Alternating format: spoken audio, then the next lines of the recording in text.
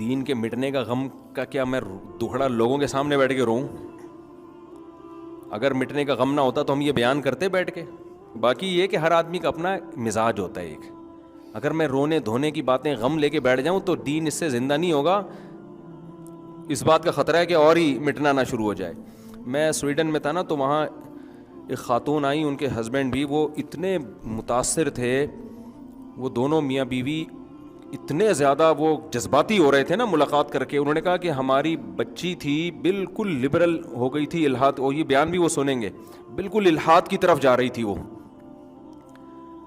سمجھا کے ہم تھک گئے نا اس ماحول میں. یہ ایک کیس نہیں ہے, بہت سے لوگوں کے ایسے کیس ہیں. تو انہوں نے جب بیانات سننا شروع کیے تو آہستہ آہستہ کیا ہوا کہ تو کیونکہ سنتے ہی نہیں تھے, کسی کو سن ہی رہے تھے. تو ہر آدمی کا اللہ نے وہ اتنے یعنی شکریہ ایسا لگ رہا تھا ان بیچاروں سے ادا ہو نہیں رہا کہ کیسے ہم شکریہ ادا کریں. تو اگر میں نوٹس تیار کرنا یا ریکارڈ رکھنا شروع کر دوں نا, کتنے نوجوانوں نے توبہ کی ہے, کتنوں کی زندگیاں بدل گئیں, کتنوں کو اسلام کی توفیق ملی, کتنے غیر مسلم بھی مسلمان ہوئے ہیں بیانات سن کے. میں ریکارڈ رکھنا شروع کر دوں تو بہت موٹا رجسٹر تیار ہو سکتا ہے, لیکن میں یہ ریکارڈ رکھتا نہیں ہوں کہ اگر اللہ کے ہاں قبول ہے تو بغیر ریکارڈ کے بھی قبول ہے, قبول نہیں ہے تو ریکارڈ رکھ کے کرنا کیا ہے. ہمارے حضرت ریکارڈ رکھا کرتے تھے. جو لوگ بھی ہمارے حضرت کے بیان سن کے توبہ کرتے ان کا ریکارڈ رکھتے موٹیویشن کے لیے, لیکن میں نہیں رکھتا ریکارڈ. تو ایسا نہیں ہے کہ فائدہ نہیں ہے, الحمدللہ بہت. باقی یہ کہ میں ہنسی مذاق تو بھائی جو اپنا انسان مزاج چینج نہیں کر سکتا. میں نے کبھی بیان میں کسی کی نقل مارنے کی کوشش نہیں کی, وہ ایسا کرتا ہے تو میں بھی ایسا کروں. ہمارا اپنا اسٹائل ہے, اس کا اپنا اسٹائل ہے, اور دوسرے علماء بھی کام کر رہے ہیں الحمدللہ. وہ زیادہ اچھا کام کر رہے ہیں, ہم ان جیسا کام کر نہیں رہے ہیں, کر نہیں سکتے, نہ کر رہے ہیں. تو وہ زیادہ اچھا کر رہے ہیں, تو زیادہ تر لوگوں کو تو انہی سے فائدہ ہو رہا ہے. ابھی میں حضرت فیروز میمن صاحب کے پاس گیا ملاقات کے لیے, بڑے بزرگ ہیں ماشاءاللہ. میں لوگوں کو ان سے بیعت کا بھی مشورہ دیتا ہوں کہ بڑے بڑے بدماشوں کو انہوں نے سیدھا کیا ہے. ان کے بیانات میں اتنا مذاق نہیں ہوتا, وہ رلاتے بھی ہیں, مزاح بھی کرتے ہیں لیکن رلاتے زیادہ ہیں. اور میرے جو پرانے بیانات ملیں گے نا آپ کو 2000 سے پہلے کے, ان میں رونا زیادہ تھا. پھر جب سے میری شادیاں ہوئی ہیں نا تو جتنا رونا, آپ سمجھے کہ شادی کے بعد میں بہت خوش ہو گیا. ہوا یہ کہ شادی کے بعد جو میں رونا شروع ہوا نا, یعنی اللہ معاف فرمائے, تو میں نے کہا یہاں بھی روؤں گا گھر میں بھی روؤں گا, تو پھر یہ عجیب سی بات ہو جائے گی نا, دونوں جگہ نہیں رو سکتا آدمی. اور مجھے پھر شادی شدہ لوگوں کے غموں کا اندازہ بھی ہوا. میں نے کہا یار بیانات میں نہ رلاؤ نہیں, کیونکہ پہلے ہی گھر میں رو رہے ہیں یہ لوگ. گھر میں عورتیں بھی رو رہی ہیں, مرد بھی رو رہے ہیں, سارے رو رہے ہیں, تو مسجد میں بھی رلاؤ گے تو یہ تو نسل بھاگ جائے گی. لیکن یہ سب چیزیں تو ایسے ہی باتیں, اصل ہے مزاج. ہمارا مزاج جو لوگ جانتے ہیں وہ نارمل بھی ایسے ہی ہے جیسے یہاں ہے, ٹھیک ہے نا. ہماری جو مدرسے میں استاذ ہیں, ان کے جو ہماری دوستی ہیں, یا اپنے ہمارے دوستوں سے پوچھ لو, جیسے ہم ادھر ہیں ممبر پہ بھی ہم ویسے ہی. مجھ سے آرٹیفیشل طور پر یہ سنجیدگی ہوتی نہیں ہے کہ میں تمیز سے نا ایک دم میں آؤں کہ ایک بات کان کھول کے یاد رکھو. مجھ سے تو یہ ہوتا نہیں ہے. ایک بات کیوں بھائی, جتنی باتیں کر رہا ہوں ساری کان کھول کے سن لیں. فلاں نے میں فرمایا, پھر یوں فرمایا, تو یوں فرمایا. تو ابھی میں کچھ سناؤں گا تو پھر لوگ ان کی طرف چلے جائیں گے نا, وہ پھر غلط ہو جائے گا. ورنہ بڑا زبردست ایک چیز سنانے والا تھا. دوسری بات یہ کہ ہمارے حضرت فرمایا کرتے تھے, ایک شعر پڑھا کرتے تھے, دن گزارے ساز میں, راتیں گزاری سوز میں, عمر بھر ہم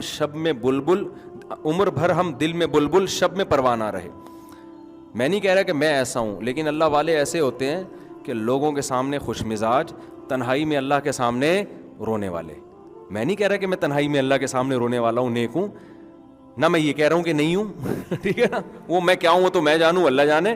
لیکن رونے کی جو اصل موقع ہے نا وہ تنہائی میں اللہ کے سامنے ہے, وہ ہنسنے کا موقع نہیں ہے. ہمارے نبی صلی اللہ علیہ وسلم کیسے خوش مزاج تھے اور راتوں کو کیسے روتے تھے اللہ کے سامنے. امی عائشہ فرماتی ہیں ہانڈی کے ابلنے کی آواز آتی تھی, لیکن دن میں کیسے خوش مزاج. حضرت ابو ہریرہ رضی اللہ عنہ فرماتے ہیں میں نبی سے جب بھی ملا ہوں, ہمیشہ آپ نے مجھے جب بھی دیکھا ہے, کبھی ایسا نہیں ہوا کہ مجھے دیکھ کے مسکرائے نہ ہوں آپ. اب اگر کوئی مذہبی اسکالر ایسا بن جائے نا, یوں کر کے یوں, وہ بغیر داڑھی والا آ رہا ہے یہ جہنم میں جائے گا, وہ سود خور آ رہا ہے لعنتی آ رہا ہے, وہ بغیر دوپٹے کے لیڈیز آ رہی ہے بغیرت.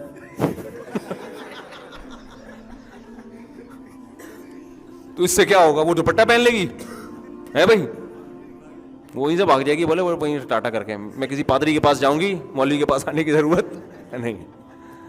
تو یہ تو یعنی ہونا چاہیے میرا خیال ہے, تھوڑا سا مجبوری ہے لوگوں کو دین سکھانا ہے, تو تھوڑا سا خوش مزاج ہونا, ہمیں اتنا ہوں نہیں لیکن ہونا چاہیے انسان.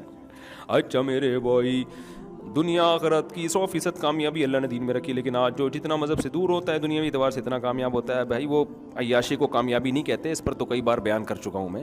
عیاشی الگ چیز ہے, کامیابی الگ چیز ہے. عیاشی تو ماشاءاللہ مثال نہیں دینا چاہتا میں.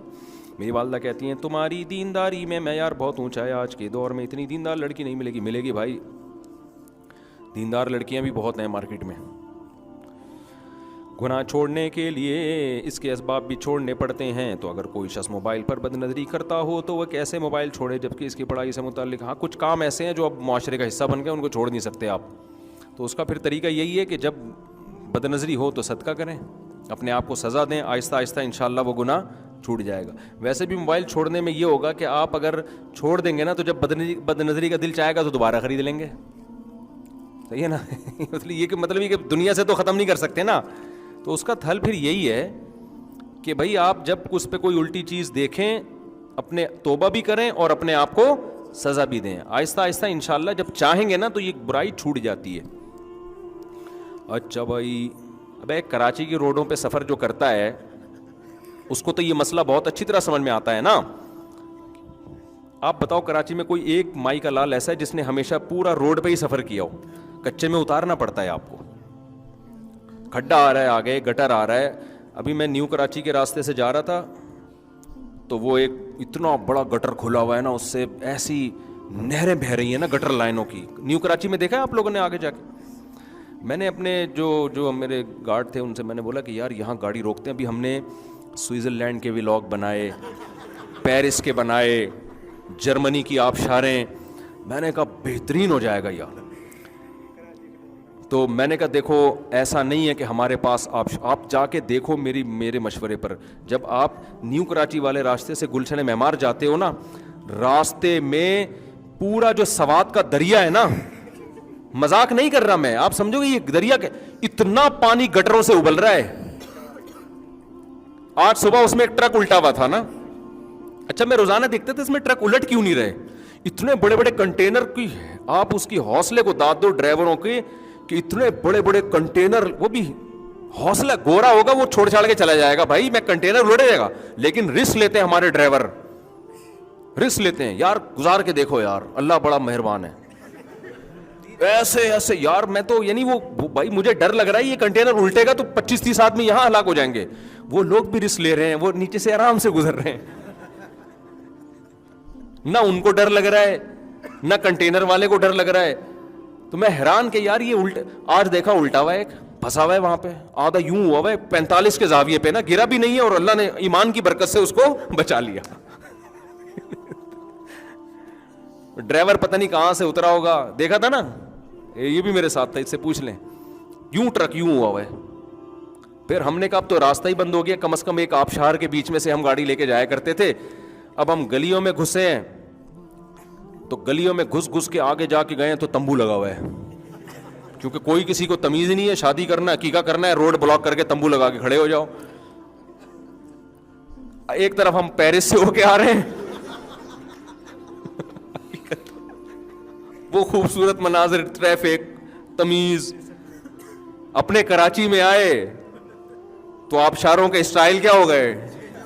تو ہم اتنی مشکل سے گاڑی گھما کے گلیوں میں گیا ہوں, وہ تمبو لگایا ہوا ہے آگے. بھائی پتہ نہیں کیا ہو رہا ہے, عقیقہ ہو رہا ہے, کسی کی بہن کی شادی ہو رہی ہے, کسی کی باپ کی شادی ہو رہی ہے, کیا ہو رہا ہے, ابھی کوئی تمیز نہیں ہے یار, یہ روڈ پہ تم نے لگا. پھر وہاں سے نکلے, پھر گھما کے اتنی مصیبت سے یوں کر کے کلاس میں 15 یا 20 منٹ میں رکھا لے لیٹ پہنچاؤں گا. تو میں نے یہ سوچا کہ میں نے کہا یار یہاں ایک ولاگ بناتے ہیں ہم, کہ آئیے ہم پہلے, میں اس میں یہ کہوں گا آئیے آپ نے پیرس کی آبشاریں دیکھیں, ابھی تو ویسے دکھائی نہیں ہے, گرمیوں میں جائیں گے تو دکھائیں گے انشاءاللہ, اور سوئٹزرلینڈ میں, اور آئیے ہم آپ کو کراچی خوبصورت آبشار, اور پھر یوں کر دو آپ گٹر کے نا ابل کے اتنے ابل رہے ہیں نا لائن سے. اور یہ جو ہمارا شاگرد ہے نا, یہ جو گارڈ ہے, یہ اس کا گھر ہے اس طرف, جب ابھی بارشیں نہیں ہو رہی تھیں. تو اس نے کیا کیا ہے بیچارہ, اگلے دن میرے پاس آیا, کہہ رہا ہے میں بائک لے کے جا رہا ہوں, میں یہاں تک پانی میرے, اور 3 بوڑھے, ایک بیچاری بوڑھی عورت اور 2 بوڑھے آدمی پانی میں بہہ رہے ہیں. خیر بچا لیا ان کو زندہ. تو یہ حالات ہیں یار, آپ خود اندازہ لگاؤ, اللہ آپ شارے ہیں. تو شکر ہے خوشی اس پہ ہوئی کہ وہ مجھے اس پہ نہیں ہوئی تھی کہ گر گئے ہیں, غم خوشی بچنے کی ہوئی جب انہوں نے بتایا نا ان بوڑھوں کو ہم نے نکال لیا. تو یہ حالات ہیں. یہ بارش کے بغیر یہ آپ شارے ہیں, بارش ہو تو حسن کے مناظر, وہ تو ایسا مزہ ہوتا ہے کہ بھائی وہ تو سوئٹزرلینڈ تو کچھ بھی نہیں اس کے مقابلے میں. یہ حسن ہے ہمارے کراچی کا الحمدللہ. تو خیر کہاں سے کہاں بات چلی گئی یار, یہ کیا چل رہا تھا. بس بات کو ختم کرتا ہوں میں, بہت ہو گیا.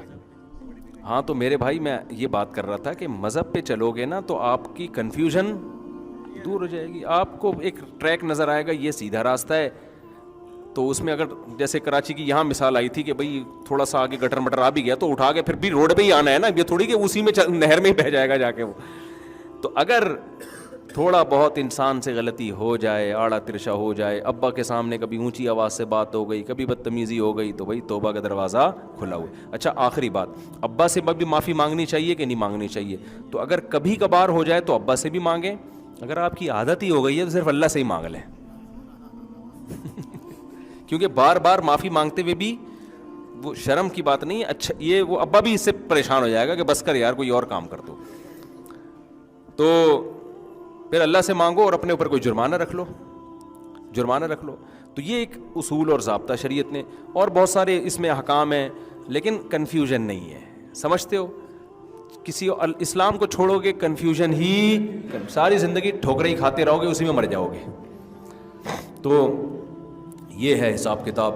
تو اللہ تعالیٰ ہمیں سیدھے راستے پہ چلنے کی توفیق عطا فرمائے, موٹیویشن ہمیں اسلام سے لینے کی توفیق عطا فرمائے, جو میں نے اصل بیان شروع کیا تھا. اور وہ جو پھر ایک دم آتا نا, یہ ایک دم کر کے یوں ایک بات ہمیشہ یاد رکھنا, بولا بھائی تو اگر شریعت کے مطابق کر کچھ اور کام کر لے, تو جا کے اسلام کے مطابق بات کر رہا ہے تو ایک نہیں تیری 6 باتیں یاد رکھیں گے ہم, ٹھیک ہے نا.